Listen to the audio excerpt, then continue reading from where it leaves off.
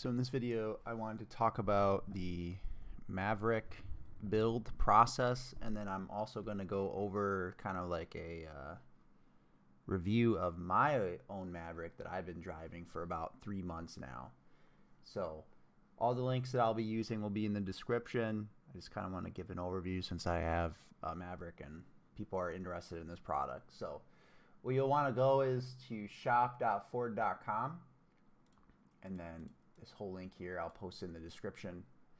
And we're on the 2024 Maverick now.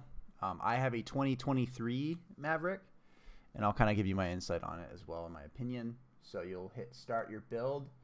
Now, depending on your budget and what you want, will be a factor here. I went with the EcoBoost engine because I tow with my Maverick.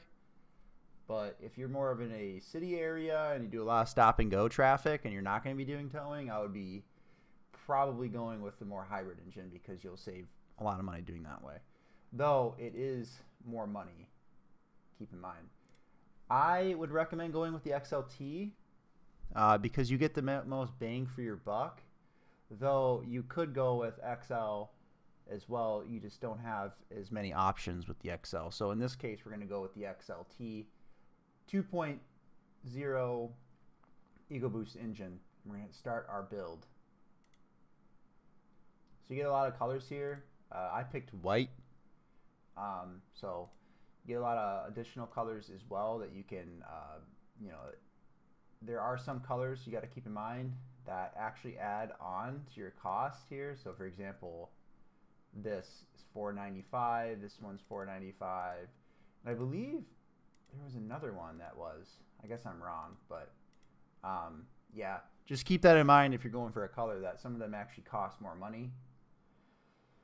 And not all these options come with, obviously, like you can have the four-wheel drive on the hybrid engine. So I went with the four-wheel drive package on mine. And then I also added the off-road package.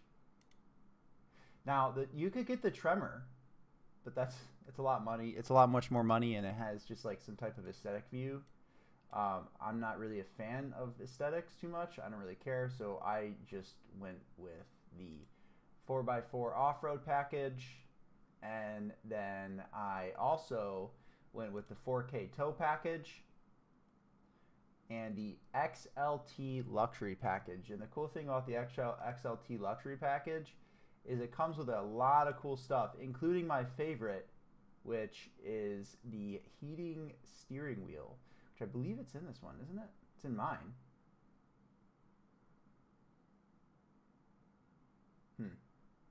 They must have taken it out. Oh, here it is. Sorry. Yeah, so the heating steering wheel is like my favorite. So we're going to add that. I'm just kind of giving an example of my build and then just an overview on how to do it. And then I also went with this. This actually helped my insurance go down a lot on this vehicle. So that's why I bought it, and I kind of like it. Now, here we go. Here's the sauce, dude. The wheels, go with the black.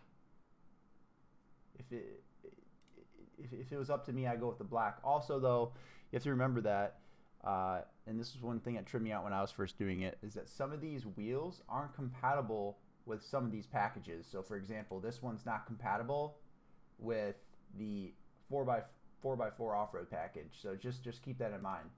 But for mine, I went with this black wheel because it looks like really good with the white.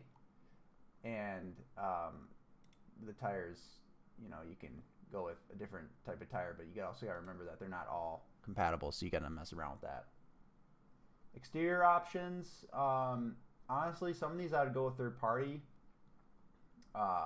Like for example, the spray and bed liner I got for $400 instead of $4.95 from a local vendor. So just things like that I'd keep in mind before getting them. They're easy to get after, but for example, like the back window, or if you want the moonroof or something, you want to get that built when you do your car. So just keep that in mind.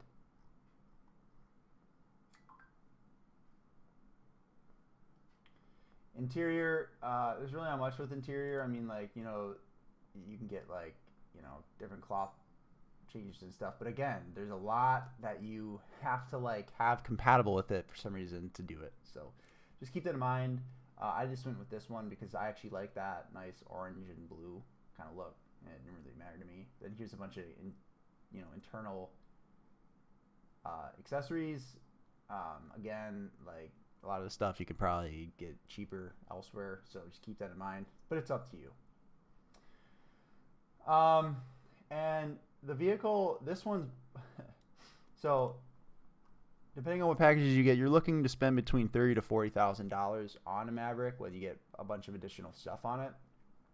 Unless you have like an A plan or an X plan or something, then you get that discount. But just keep that in mind.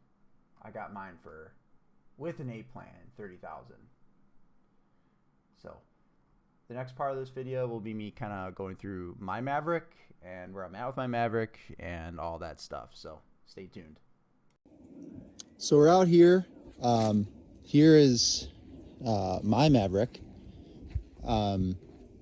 It's a 2023 Ford Maverick XLT with the off-road package and the 4K towing package. So as you saw in the video, these are the wheels that I got, and the reason I like them so much, this black, is because it goes with the white so well. So just keep that in mind when you're buying this. Those aesthetic things are important to some people. Here's the bed liner that I got from a local vendor, Rhino Linings here. It's, like I said, I got it for a really good deal, and it's really good. I would recommend getting a bed liner if you do get one of these trucks, especially if you don't get one of the bed covers on here to keep this covered. I use this a lot for putting stuff in there. As you can see, there are my footprints. You get the nice 4x4 embroidered on there. I did get the back window. Keep in mind, this back window is manual. So to do it, you need to just push it from the inside like that. It's really nice when you're putting some longer like 2x4s or maybe pipe or something in there that won't really fit in this bed. The gas is a push. So you push on it and you open it. Now the back seat is kind of tight depending on how big you are, though there is a lot of space back here, and I think it would be a nice family vehicle. My fiance drives it all the time. He drives more than I do, and we like to do it for grocery shopping and such, because we can throw all the groceries back in here, and then truck's nice and compact, so it's nice in a parking lot. This does have an opening compartment here, so you open it, it locks up, and you can store a bunch of stuff in here. It has a receptacle back here, and it has a USB-C and USB plugging port. These mats I bought third party, but you can get some from your order. Moving into the front seat, it's got the nice plastic interior with orange. Keep in mind, the water bottle holders here don't fit all water bottles, so if your water bottle is big, it won't fit here. So that's one of my complaints about the door water bottle components, is that it's very annoying sometimes to have a bigger water bottle in the car. We have to put it actually in the back seat where this comes down, and it has two cup holders right there. So keep that in mind. Moving on here, to move the seat, the driver's seat, you can go back, forth. You can move this. forward and backwards. And to go up, you lift this up to go up and down. The passenger side is all manual. So when you get in the truck, it's nice and roomy up here. It's good for taller people as well. My cousin is 6'5", 200 and something pounds, like 205 pounds or so. And he fits in here just comfortably. He does have to adjust the steering wheel a little bit, you know, but that's not that big of a deal. And you do that through this guy right here. So I'm gonna lock it back into place. Here's all your lighting functions. So automatic, brights, or sorry, automatic, just turning them on, and then your brights. It's got good cruise control. It's got a good UI. Gotta get gas, so don't mind that. But usually my miles per gallon on my usual commute is between 28 to 31. Depends on who's driving the car. It gets good gas mileage despite not being the hybrid. So, and when I'm towing my camper, which is about 2,200 pounds, I get about 16 to 18 miles per gallon on the highway. So that's really good as well.